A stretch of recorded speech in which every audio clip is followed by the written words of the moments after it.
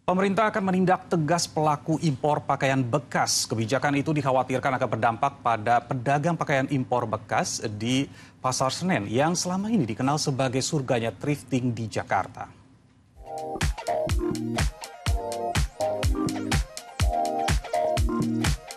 Banyak yang bilang Pasar Senen Jakarta Pusat jadi surganya pakaian bekas impor.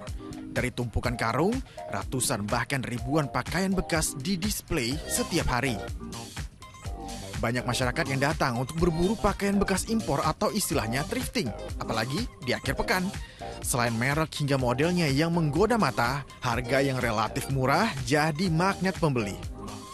Nah, ini yang paling menjadi daya tarik dari masyarakat untuk berburu barang-barang thrifting. Kenapa? Karena memang beragam model dijual dengan harga yang minim, kemudian juga dengan kualitas yang oke. Namun, di balik kepopuleran thrifting ini, pemerintah bersiap nih untuk memberikan aturan yang cukup ketat untuk masalah impor soal barang thrifting ini. Ya, pemerintah kini akan memperketat aturan barang impor, utamanya yang masuk tanpa izin. Khusus peredaran pakaian impor bekas dianggap semakin menggerus industri tekstil dalam negeri. Pasar Senen maksudnya? Oh enggak, nanti kan diisi dengan barang-barang dalam negeri. Padahal itu ada UMKM kan, kecil juga yang dimanfaatkan. Lo pengen menghidupkan UMKM ilegal. Bukan itu tujuan kita.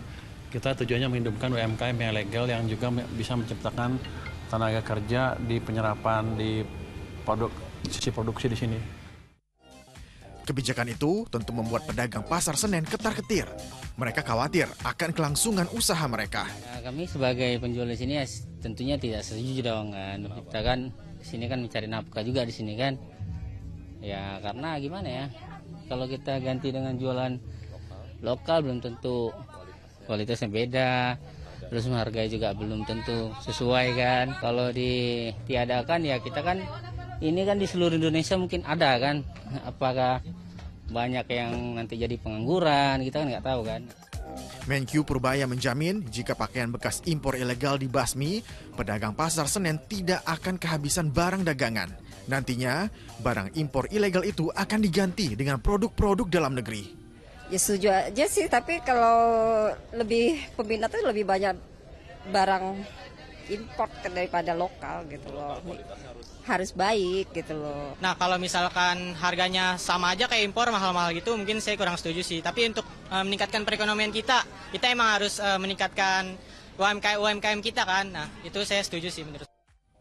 Sebagaimana diatur dalam Permendak nomor 40 tahun 2022, pakaian bekas masuk dalam daftar barang yang dilarang untuk diimpor.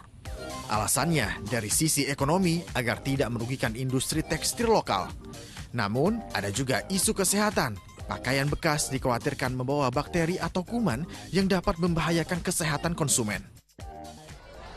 Nah, kata Menteri Keuangan, barang dagangan pedagang Pasar Senen jika terbukti ilegal nantinya akan diganti dengan produk-produk UMKM dalam negeri. Jadi roda ekonomi di pasar ini akan tetap hidup nih. Bagus ya tentunya, namun apakah produk dalam negeri bisa menjadi magnet seperti halnya barang impor? Kualitas produk dalam negeri tetap harus ditingkatkan agar konsumen juga puas dengan produk lokal dan UMKM lokal terus naik kelas. Dari Jakarta, Ridho Yahya Waluyo Adi melaporkan.